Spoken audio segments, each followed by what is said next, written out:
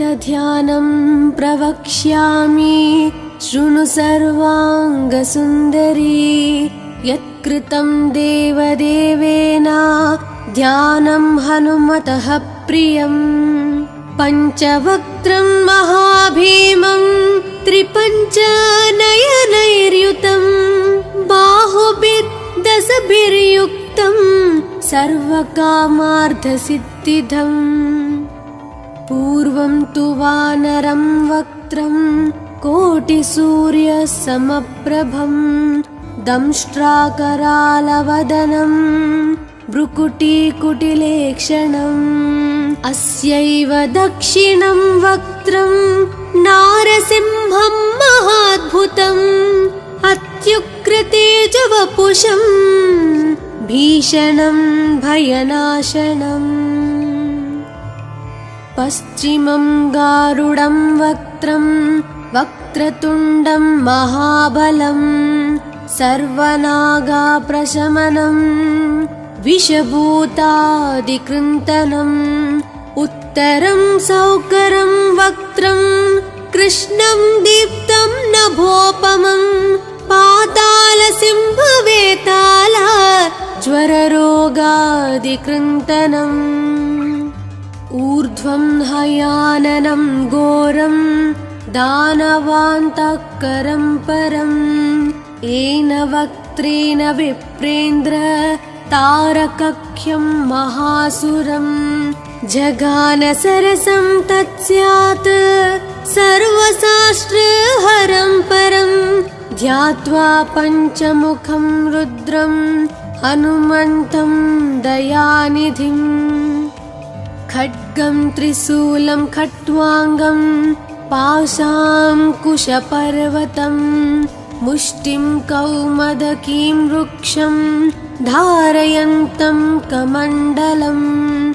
बिन्दिपालं ज्ञानमुद्रां दशाभिमुनिपुङ्गवम् एतानि युधजालानि धारयन्तं भजाम्यहम्।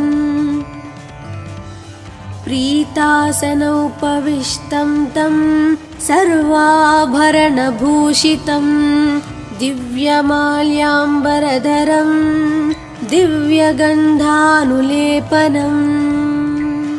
सर्वाश्चर्यमयं देवं हनुमद्विश्वतोमुखं पञ्चास्यम् अच्युतम् अनेक विचित्रवर्णावक्त्रं शशाङ्कशिखरं कपिराजवर्यं पीताम्बरादिमुखतैरूपशोभिताङ्गम्। पिङ्गाक्षम् आद्यम् अनिशं मनसा स्मरामि।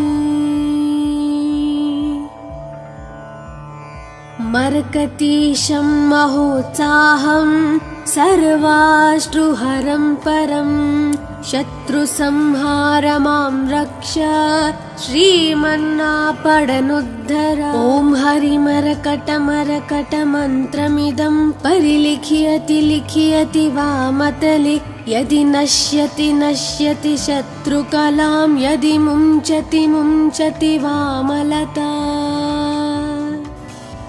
इदं कवचं पठित्वात् महाकवच पठे नरः एकवारं जपे स्तोत्रं सर्वशत्रुनिवारणं। द्विवारं तु पठे नित्यं पुत्रपौत्राप्रवर्धनं। त्रिवारं च पठे नित्यं सर्वसमाप्तकरं शुभम्। चतुर्वारं पठे नित्यं सर्वरोगनिवारणं। पञ्चवारं पठे नित्यं सर्वलोकवशङ्करं। षड्वारं च पठे नित्यं सर्वदेवावशङ्करं। सप्तवारं पठे नित्यं सर्वसौभाग्यदायकम्। अष्टवारं पठे नित्यं मिष्टकामार्थसिद्धिदम्। नववारं पठे नित्यं राजभोगमवाप्नुयात्। दशवारं पठे नित्यं त्रैलोक्यज्ञानदर्शनं। रुद्रावृत्तिं पठे नित्यं सर्वसिद्धिर्भवेर्ध्रुवम्। कवचस्मतरणेनैव महाबलमवाप्नुयात्। सुदर्शनसंहितायां श्रीरामचन्द्रसीताप्रोक्तं श्रीपञ्चमुखहनुमत्कवचं सम्पूर्णम्। अथ ध्यानं प्रवक्ष्यामि शृणु सर्वाङ्गसुन्दरी। यत्कृतं देवदेवेन ध्यानं हनुमतः प्रियम्। पञ्चवक्त्रं महाभीमं त्रिपञ्चनयनैर्युतं। बाहुभिर्दशभिर्युक्तं सर्वकामार्थसिद्धिदम्। पूर्वं तु वानरं वक्त्रं कोटिसूर्यसमप्रभं। दंष्ट्राकरालवदनं भ्रुकुटीकुटिलेक्षणम्। अस्यैव दक्षिणं वक्त्रं नारसिंहं महाद्भुतम्। अत्युग्रतेजवपुषं भीषणं भयनाशनम्। पश्चिमं गारुडं वक्त्रं वक्रतुण्डं महाबलं। सर्वनागाप्रशमनं विषभूतादिकृन्तनम्। उत्तरं सौकरं वक्त्रं कृष्णं दीप्तं नभोपमं। पातालसिंहवेताल ज्वररोगादिकृन्तनम्। ऊर्ध्वं हयाननं घोरं दानवान्तकरं परम्। येन वक्त्रेण विप्रेन्द्र तारकख्यं महासुरं। जगानसरसं तत्स्यात् सर्वशास्त्रहरं परं। ध्यात्वा पञ्चमुखं रुद्रं हनुमन्तं दयानिधिम्। खड्गं त्रिशूलं खट्वाङ्गं पाशाङ्कुशपर्वतं। मुष्टिं कौमदकीं वृक्षं धारयन्तं कमण्डलम्। बिन्दिपालं ज्ञानमुद्रां दशाभिमुनिपुङ्गवम्। एतानि युधजालानि धारयन्तं भजाम्यहम्। प्रीतासनोपविष्टं तं सर्वाभरणभूषितं। दिव्यमाल्याम्बरधरं दिव्यगन्धानुलेपनम्। सर्वाश्चर्यमयं देवं हनुमद्विश्वतोमुखम्। पञ्चास्यम् अच्युतम् अनेक विचित्रवर्णावक्त्रम्। शशाङ्कशिखरं कपिराजवर्यं। पीताम्बरादिमुखतैरूपशोभिताङ्गम्। पिङ्गाक्षम् आद्यम् अनिशं मनसा स्मरामि। मर्कटीशं महोत्साहं सर्वाश्रुहरं परं। शत्रुसंहार मां रक्ष श्रीमन्नापडनुद्धर। ॐ हरिमरकटमरकटमन्त्रमिदं परिलिख्यति लिख्यति वामतले। यदि नश्यति नश्यति शत्रुकलां। यदि मुञ्चति मुञ्चति वामलता। इदं कवचं पठित्वात् महाकवच पठे नरः। एकवारं जपे स्तोत्रं सर्वशत्रुनिवारणम्। द्विवारं तु पठे नित्यं पुत्र पुत्रपौत्राप्रवर्धनं त्रिवारं च पठे नित्यं सर्वसमप्तकरं शुभम् चतुर्वारं पठे नित्यं सर्वरोगनिवारणं पञ्चवारं पठे नित्यं सर्वलोकवशङ्करं षड्वारं च पठे नित्यं सर्वदेवावशङ्करं सप्तवारं पठे नित्यं सर्वसौभाग्यदायकम् अष्टवारं पठे नित्यं मिष्टकामार्थसिद्धिदं नववारं पठे नित्यं राजभोगमवाप्नुयात् दशवारं पठे नित्यं त्रैलोक्यज्ञानदर्शनं रुद्रावृत्तिं पठे नित्यं सर्वसिद्धिर्भवेर्ध्रुवम् कवचस्मतरणेनैव महाबलमवाप्नुयात् सुदर्शनसंहितायां श्रीरामचन्द्रसीताप्रोक्तं श्रीपञ्चमुखहनुमत्कवचं सम्पूर्णम् अथ ध्यानं प्रवक्ष्यामि शृणु सर्वाङ्गसुन्दरी यत्कृतं देवदेवेन ध्यानं हनुमतः प्रियम् पञ्चवक्त्रं महाभीमं त्रिपञ्चनयनैर्युतं बाहुभिर्दशभिर्युक्तं सर्वकामार्थसिद्धिदम् पूर्वं तु वानरं वक्त्रं कोटिसूर्यसमप्रभं दंष्ट्राकरालवदनं भ्रुकुटीकुटिलेक्षणम् अस्यैव दक्षिणं वक्त्रं नारसिंहं महाद्भुतम् अत्युग्रतेजवपुषं भीषणं भयनाशनम् पश्चिमं गारुडं वक्त्रं वक्रतुण्डं महाबलं सर्वनागाप्रशमनं विषभूतादिकृन्तनम् उत्तरं सौकरं वक्त्रं कृष्णं दीप्तं नभोपमं पातालसिंहवेताल ज्वररोगादिकृन्तनम् ऊर्ध्वं हयाननं घोरं दानवान्तकरं परं येन वक्त्रेण विप्रेन्द्र तारकख्यं महासुरं जगानसरसं तत्स्यात् सर्वशास्त्रहरं परं ध्यात्वा पञ्चमुखं रुद्रं हनुमन्तं दयानिधिम् खड्गं त्रिशूलं खट्वाङ्गं पाशाङ्कुशपर्वतं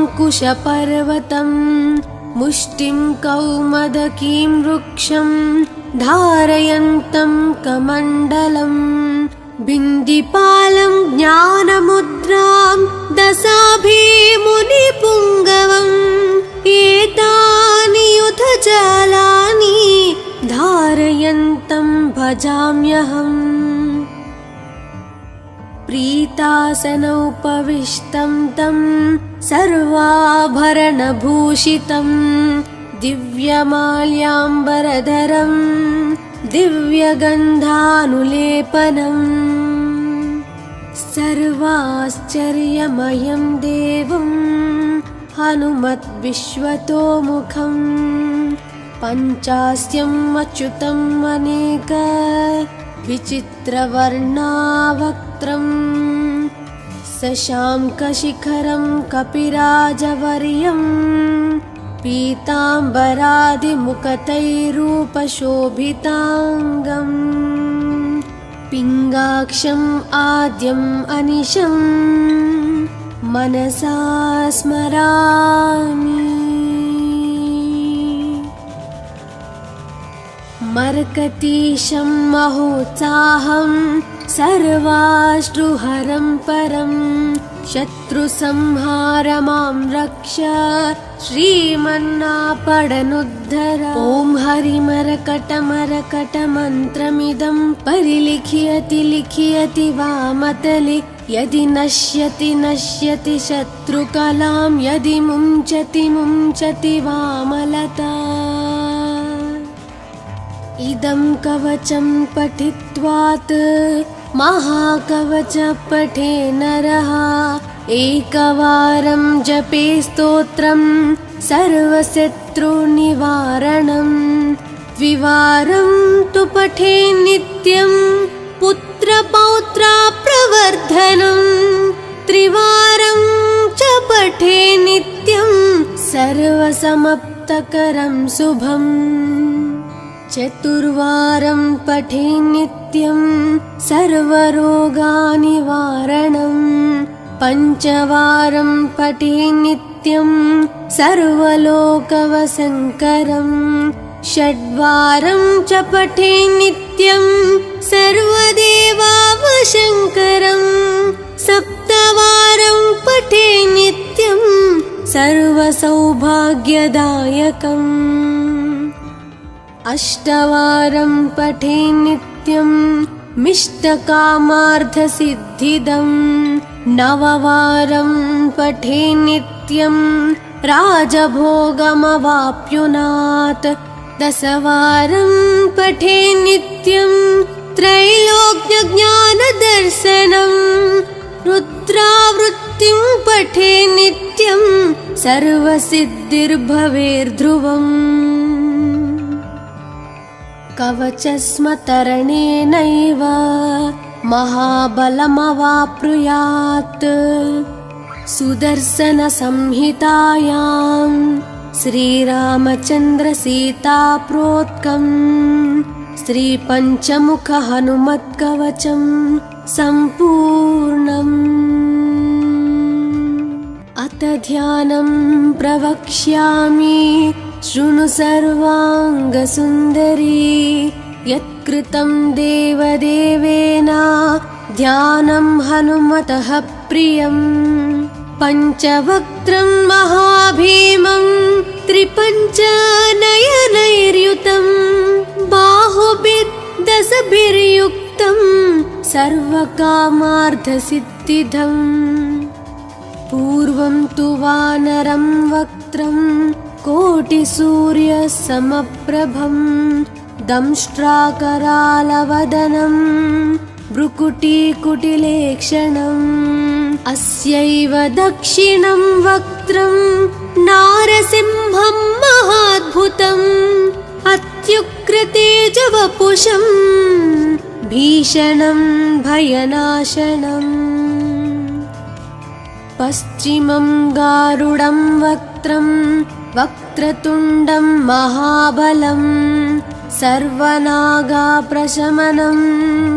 विषभूतादिकृन्तनम् उत्तरं सौकरं वक्त्रं कृष्णं दीप्तं नभोपमं पातालसिंहवेताला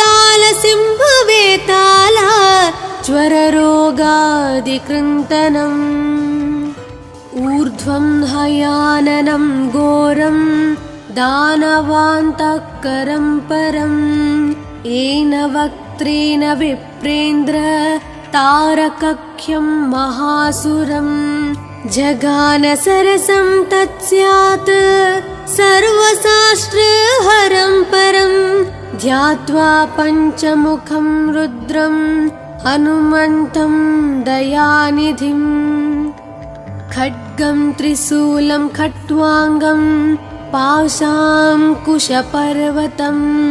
मुष्टिं कौमदकीं वृक्षं धारयन्तं कमण्डलं बिन्दिपालं ज्ञानमुद्रां दशाभिमुनिपुङ्गवम् एतानि युधजालानि धारयन्तं भजाम्यहम् प्रीतासनोपविष्टं तं सर्वाभरणभूषितं दिव्यमाल्याम्बरधरं दिव्यगन्धानुलेपनम् सर्वाश्चर्यमयं देवं हनुमद्विश्वतोमुखम् पञ्चास्यम् अच्युतम् अनेक विचित्रवर्णावक्त्रम् शशाङ्कशिखरं कपिराजवर्यं पीताम्बरादिमुकुटैरूपशोभिताङ्गम् पिङ्गाक्षम् आद्यम् अनिशं मनसा स्मरामि। मर्कतीशं महोत्साहं सर्वाश्रुहरं परं शत्रुसंहारमां रक्ष श्रीमन्नापडनुद्धर। ॐ हरिमरकटमरकटमन्त्रमिदं परिलिख्यति लिख्यति वामतले यदि नश्यति नश्यति शत्रुकलां यदि मुञ्चति मुञ्चति वामलता। इदं कवचं पठित्वात् महाकवच पठे नरः एकवारं जपे स्तोत्रं सर्वशत्रुनिवारणम् द्विवारं तु पठे नित्यं पुत्रपौत्राप्रवर्धनम् त्रिवारं च पठे नित्यं सर्वसमाप्तकरं शुभम् चतुर्वारं पठे नित्यं सर्वरोगनिवारणम् पञ्चवारं पठे नित्यं सर्वलोकवशङ्करम् षड्वारं च पठे नित्यं सर्वदेवावशङ्करम् सप्तवारं पठे नित्यं सर्वसौभाग्यदायकम् अष्टवारं पठे नित्यं मिष्टकामार्थसिद्धिदम् नववारं पठे नित्यं राजभोगमवाप्नुयात् दशवारं पठे नित्यं त्रैलोक्यज्ञानदर्शनम् रुद्रावृत्तिं पठे नित्यं सर्वसिद्धिर्भवेर्ध्रुवम् कवचस्मतरणेनैव महाबलमवाप्नुयात् सुदर्शनसंहितायां श्रीरामचन्द्रसीताप्रोक्तम् श्रीपञ्चमुखहनुमत्कवचं सम्पूर्णम्। अथ ध्यानं प्रवक्ष्यामि शृणु सर्वाङ्गसुन्दरी यत्कृतं देवदेवेन ध्यानं हनुमतः प्रियम् पञ्चवक्त्रं महाभीमं त्रिपञ्चनयनैर्युतं बाहुभिर्दशभिर्युक्तं सर्वकामार्थसिद्धिदम् पूर्वं तु वानरं वक्त्रं कोटिसूर्यसमप्रभं दंष्ट्राकरालवदनं भ्रुकुटीकुटिलेक्षणम् अस्यैव दक्षिणं वक्त्रं नारसिंहं महाद्भुतम् अत्युग्रतेजवपुषं भीषणं भयनाशनम् पश्चिमं गारुडं वक्त्रं वक्रतुण्डं महाबलं सर्वनागाप्रशमनं विषभूतादिकृन्तनम् उत्तरं सौकरं वक्त्रं कृष्णं दीप्तं नभोपमं पातालसिंहवेताल ज्वररोगादिकृन्तनम् ऊर्ध्वं हयाननं घोरं दानवान्तकरं परम् येन वक्त्रेण विप्रेन्द्र तारकख्यं महासुरम् जगानसरसं तत्स्यात् सर्वशास्त्रहरं परम् ध्यात्वा पञ्चमुखं रुद्रं हनुमन्तं दयानिधिं खड्गं त्रिशूलं खट्वाङ्गं पाशाङ्कुशपर्वतं मुष्टिं कौमदकीं वृक्षं धारयन्तं कमण्डलम् बिन्दिपालं ज्ञानमुद्रां दशाभिमुनिपुङ्गवम् एतानि युधजालानि धारयन्तं भजाम्यहम् प्रीतासनोपविष्टं तं सर्वाभरणभूषितं दिव्यमाल्याम्बरधरं दिव्यगन्धानुलेपनम् सर्वाश्चर्यमयं देवं हनुमद्विश्वतोमुखं पञ्चास्यम् अच्युतम् अनेक विचित्रवर्णावक्त्रं शशाङ्कशिखरं कपिराजवर्यं पीताम्बरादिमुकुटैरूपशोभिताङ्गम् पिङ्गाक्षम् आद्यम् अनिशं मनसा स्मरामि मर्कटीशं महोत्साहं सर्वाश्रुहरं परं शत्रुसंहार मां रक्ष श्रीमन्नापडनुद्धर ॐ हरिमरकटमरकटमन्त्रमिदं परिलिख्यति लिख्यति वामतले यदि नश्यति नश्यति शत्रुकलां यदि मुञ्चति मुञ्चति वामलता इदं कवचं पठित्वात् महाकवच पठे नरः एकवारं जपे स्तोत्रं सर्वशत्रुनिवारणम् द्विवारं तु पठे नित्यं पुत्रपौत्राप्रवर्धनम् त्रिवारं च पठे नित्यं सर्वसमाप्तकरं शुभम् चतुर्वारं पठे नित्यं सर्वरोगनिवारणम् पञ्चवारं पठे नित्यं सर्वलोकवशङ्करम् षड्वारं च पठे नित्यं सर्वदेवावशङ्करम् सप्तवारं पठे नित्यं सर्वसौभाग्यदायकम् अष्टवारं पठे नित्यं मिष्टकामार्थसिद्धिदम् नववारं पठे नित्यं राजभोगमवाप्नुयात् दशवारं पठे नित्यं त्रैलोक्यज्ञानदर्शनम् रुद्रावृत्तिं पठे नित्यं सर्वसिद्धिर्भवेर्ध्रुवम् कवचस्मतरणेनैव महाबलमवाप्नुयात् सुदर्शनसंहितायां श्रीरामचन्द्रसीताप्रोक्तं श्रीपञ्चमुखहनुमत्कवचं सम्पूर्णम्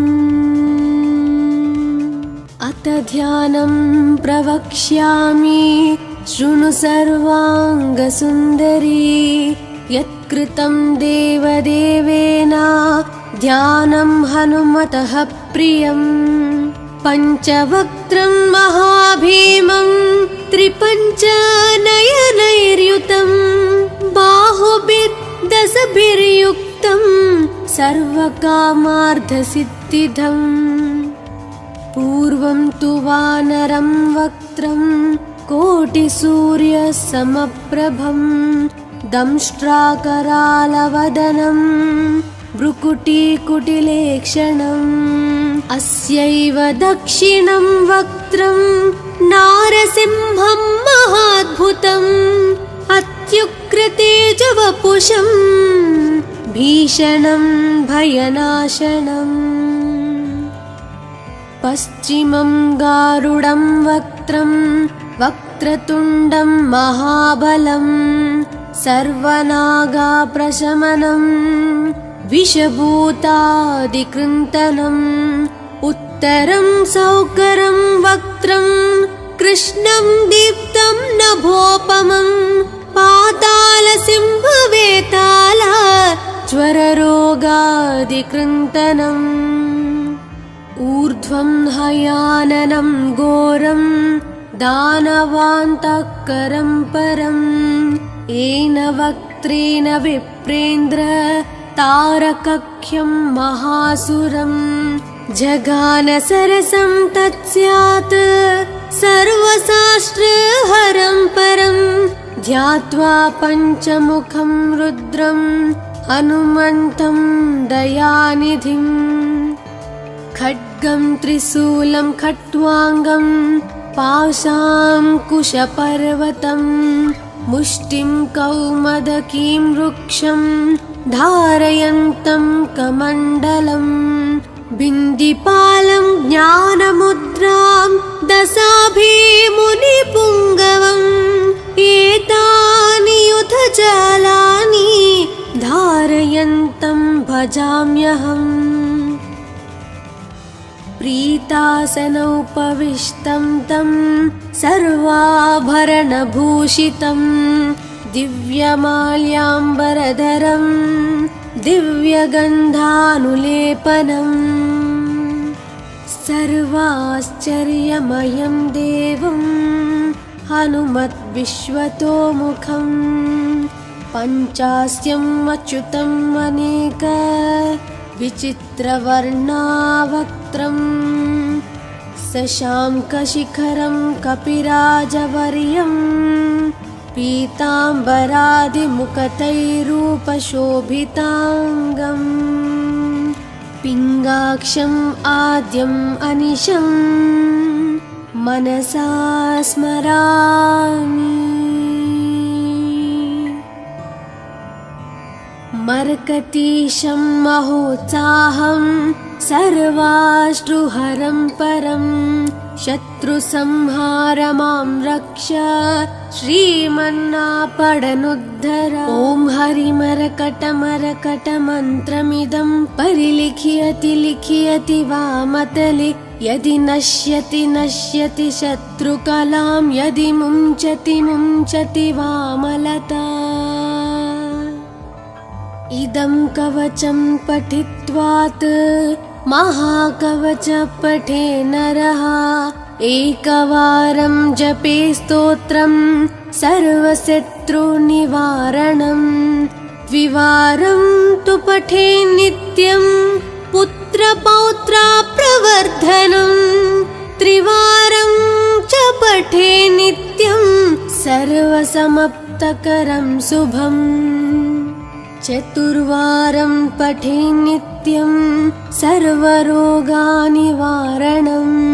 पञ्चवारं पठे नित्यं सर्वलोकवशङ्करं षड्वारं च पठे नित्यं सर्वदेवावशङ्करं सप्तवारं पठे नित्यं सर्वसौभाग्यदायकम् अष्टवारं पठे नित्यं मिष्टकामार्थसिद्धिदं नववारं पठे नित्यं राजभोगमवाप्नुयात् दशवारं पठे नित्यं त्रैलोक्यज्ञानदर्शनं रुद्रावृत्तिं पठे नित्यं सर्वसिद्धिर्भवेर्ध्रुवम् कवचस्मतरणेनैव महाबलमवाप्नुयात् सुदर्शनसंहितायां श्रीरामचन्द्रसीताप्रोक्तं श्रीपञ्चमुखहनुमत्कवचं सम्पूर्णम् अथ ध्यानं प्रवक्ष्यामि शृणु सर्वाङ्गसुन्दरी यत्कृतं देवदेवेन ध्यानं हनुमतः प्रियम् पञ्चवक्त्रं महाभीमं त्रिपञ्चनयनैर्युतं बाहुभिर्दशभिर्युक्तं सर्वकामार्थसिद्धिदम् पूर्वं तु वानरं वक्त्रं कोटिसूर्यसमप्रभं दंष्ट्राकरालवदनं भ्रुकुटीकुटिलेक्षणम् अस्यैव दक्षिणं वक्त्रं नारसिंहं महाद्भुतम् अत्युग्रतेजवपुषं भीषणं भयनाशनम् पश्चिमं गारुडं वक्त्रं वक्रतुण्डं महाबलं सर्वनागाप्रशमनं विषभूतादिकृन्तनम् उत्तरं सौकरं वक्त्रं कृष्णं दीप्तं नभोपमं पातालसिंहवेताल ज्वररोगादिकृन्तनम् ऊर्ध्वं हयाननं घोरं दानवान्तःकरं परं येन वक्त्रेण विप्रेन्द्र तारकख्यं महासुरं जगानसरसं तत्स्यात् सर्वशास्त्रहरं परं ध्यात्वा पञ्चमुखं रुद्रं हनुमन्तं दयानिधिम् खड्गं त्रिशूलं खट्वाङ्गं पाशाङ्कुशपर्वतं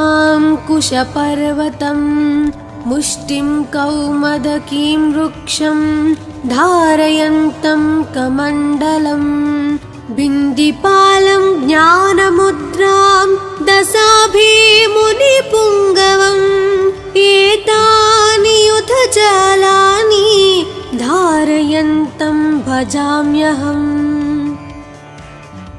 प्रीतासनोपविष्टं तं सर्वाभरणभूषितं दिव्यमाल्याम्बरधरं दिव्यगन्धानुलेपनम् सर्वाश्चर्यमयं देवं हनुमद्विश्वतोमुखं पञ्चास्यम् अच्युतम् अनेक विचित्रवर्णावक्त्रं शशाङ्कशिखरं कपिराजवर्यं पीताम्बरादिमुखतैरूपशोभिताङ्गम् पिङ्गाक्षम् आद्यम् अनिशं मनसा स्मरामि। मर्कटीशं महोत्साहं सर्वाश्रुहरं परं शत्रुसंहार मां रक्ष श्रीमन्नापडनुद्धर। ॐ हरिमरकटमरकटमन्त्रमिदं परिलिख्यति लिख्यति वामतले यदि नश्यति नश्यति शत्रुकलां यदि मुञ्चति मुञ्चति वामलता। इदं कवचं पठित्वात् महाकवच पठे नरः एकवारं जपे स्तोत्रं सर्वशत्रुनिवारणं द्विवारं तु पठे नित्यं पुत्रपौत्राप्रवर्धनं त्रिवारं च पठे नित्यं सर्वसमाप्तकरं शुभम् चतुर्वारं पठे नित्यं सर्वरोगनिवारणं पञ्चवारं पठे नित्यं सर्वलोकवशङ्करं षड्वारं च पठे नित्यं सर्वदेवावशङ्करं सप्तवारं पठे नित्यं सर्वसौभाग्यदायकम् अष्टवारं पठे नित्यं मिष्टकामार्थसिद्धिदं नववारं पठे नित्यं राजभोगमवाप्नुयात् दशवारं पठे नित्यं त्रैलोक्यज्ञानदर्शनं पठे नित्यं सर्वसिद्धिर्भवेर्ध्रुवम् कवचस्मतरणेनैव महाबलमवाप्नुयात् सुदर्शनसंहितायां श्रीरामचन्द्रसीताप्रोक्तम् श्रीपञ्चमुखहनुमत्कवचं सम्पूर्णम् अथ ध्यानं प्रवक्ष्यामि शृणु सर्वाङ्गसुन्दरी यत्कृतं देवदेवेन ध्यानं हनुमतः प्रियम् पञ्चवक्त्रं महाभीमं त्रिपञ्चनयनैर्युतं बाहुभिर्दशभिर्युक्तं सर्वकामार्थसिद्धिदम् पूर्वं तु वानरं वक्त्रं कोटिसूर्यसमप्रभं दंष्ट्राकरालवदनं भ्रुकुटीकुटिलेक्षणम् अस्यैव दक्षिणं वक्त्रं नारसिंहं महाद्भुतम् अत्युग्रतेजवपुषं भीषणं भयनाशनम् पश्चिमं गारुडं वक्त्रं वक्रतुण्डं महाबलं सर्वनागाप्रशमनं विषभूतादिकृन्तनम् उत्तरं सौकरं वक्त्रं कृष्णं दीप्तं नभोपमं पातालसिंहवेताल ज्वररोगादिकृन्तनम् ऊर्ध्वं हयाननं घोरं दानवान्तकरं परम् येन वक्त्रेण विप्रेन्द्र तारकख्यं महासुरम् जगानसरसं तत्स्यात् सर्वशास्त्रहरं परं ध्यात्वा पञ्चमुखं रुद्रं हनुमन्तं दयानिधिम् खड्गं त्रिशूलं खट्वाङ्गं पाशाङ्कुशपर्वतं मुष्टिं कौमदकीं वृक्षं धारयन्तं कमण्डलम् बिन्दिपालं ज्ञानमुद्रां दशाभिमुनिपुङ्गवम् एतानि युधजालानि धारयन्तं भजाम्यहम् प्रीतासनोपविष्टं तं सर्वाभरणभूषितं दिव्यमाल्याम्बरधरं दिव्यगन्धानुलेपनम् सर्वाश्चर्यमयं देवं हनुमद्विश्वतोमुखम् पञ्चास्यम् अच्युतम् अनेक विचित्रवर्णावक्त्रम् शशाङ्कशिखरं कपिराजवर्यं पीताम्बरादिमुखतैरूपशोभिताङ्गम् पिङ्गाक्षम् आद्यम् अनिशं मनसा स्मरामि मर्कतीशं महोत्साहं सर्वाश्रुहरं परं शत्रुसंहारमां रक्ष श्रीमन्नापडनुद्धर ॐ हरिमरकटमरकटमन्त्रमिदं परिलिख्यति लिख्यति वामतले यदि नश्यति नश्यति शत्रुकलां यदि मुञ्चति मुञ्चति वामलता इदं कवचं पठित्वात् महाकवच पठे नरः एकवारं जपे स्तोत्रं सर्वशत्रुनिवारणम् द्विवारं तु पठे नित्यं पुत्रपौत्राप्रवर्धनम् त्रिवारं च पठे नित्यं सर्वसमाप्तकरं शुभम् चतुर्वारं पठे नित्यं सर्वरोगनिवारणम् पञ्चवारं पठे नित्यं सर्वलोकवशङ्करम् षड्वारं च पठे नित्यं सर्वदेवावशङ्करम् सप्तवारं पठे नित्यं सर्वसौभाग्यदायकम्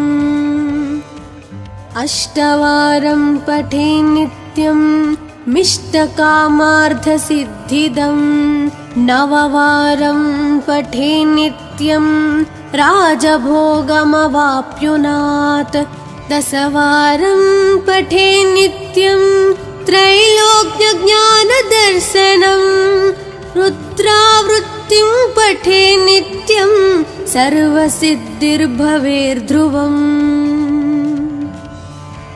कवचस्मतरणेनैव महाबलमवाप्नुयात् सुदर्शनसंहितायां श्रीरामचन्द्रसीताप्रोक्तम् श्रीपञ्चमुखहनुमत्कवचं सम्पूर्णम् अथ ध्यानं प्रवक्ष्यामि शृणु सर्वाङ्गसुन्दरी यत्कृतं देवदेवेन ध्यानं हनुमतः प्रियम् पञ्चवक्त्रं महाभीमं त्रिपञ्चनयनैर्युतं बाहुभिर्दशभिर्युक्तं सर्वकामार्थसिद्धिदम् पूर्वं तु वानरं वक्त्रं कोटिसूर्यसमप्रभं दंष्ट्राकरालवदनं भ्रुकुटीकुटिलेक्षणम् अस्यैव दक्षिणं वक्त्रं नारसिंहं महाद्भुतम् अत्युग्रतेजवपुषं भीषणं भयनाशनम् पश्चिमं गारुडं वक्त्रं वक्रतुण्डं महाबलं सर्वनागाप्रशमनं विषभूतादिकृन्तनम् उत्तरं सौकरं वक्त्रं कृष्णं दीप्तं नभोपमं पातालसिंहवेताल ज्वररोगादिकृन्तनम् ऊर्ध्वं हयाननं घोरं दानवान्तःकरं परम् येन वक्त्रेण विप्रेन्द्र तारकख्यं महासुरम् जगानसरसं तत्स्यात् सर्वशास्त्रहरं परं ध्यात्वा पञ्चमुखं रुद्रं हनुमन्तं दयानिधिम् खड्गं त्रिशूलं खट्वाङ्गं पाशाङ्कुशपर्वतं मुष्टिं कौमदकीं वृक्षं धारयन्तं कमण्डलम् बिन्दिपालं ज्ञानमुद्रां दशाभिमुनिपुङ्गवम् एतानि युधजालानि धारयन्तं भजाम्यहम् प्रीतासनोपविष्टं तं सर्वाभरणभूषितं दिव्यमाल्याम्बरधरं दिव्यगन्धानुलेपनम्